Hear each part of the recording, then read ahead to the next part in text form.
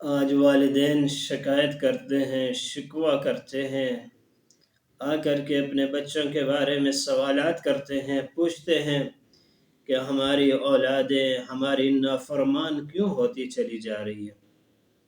اس کی بنیادی وجہ یہ ہے کہ جب اولاد کی اچھی تربیت کرنا والدین کی ذمہ داری تھی، تب ماں باپ نے اپنی اولاد کو لاڈ پیار میں ان کو اچھی تربیت نہیں کی، جس کا خمیازہ آج بھگتا جا رہا ہے۔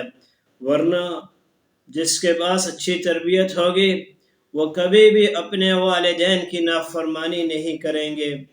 میرے نبی علیہ السلام کے پاس ایک شخص آئے اور جہاد پہ جانے کی اجازت مانگ رہے ہیں۔ میرے نبی نے والدین کی خدمت کو اجاگر کرنے کے لیے فرمایا، کیا تمہارے والدین زندہ ہیں؟ وہ شخص کہنے لگا، یا رسول اللہ زندہ ہے۔ میرے نبی نے فرمایا، فَفِيهِمَا فَجَاهِدْ، پھر اپنے والدین کی خدمت کر، یہ جہاد سے بڑھ کر کے ہے۔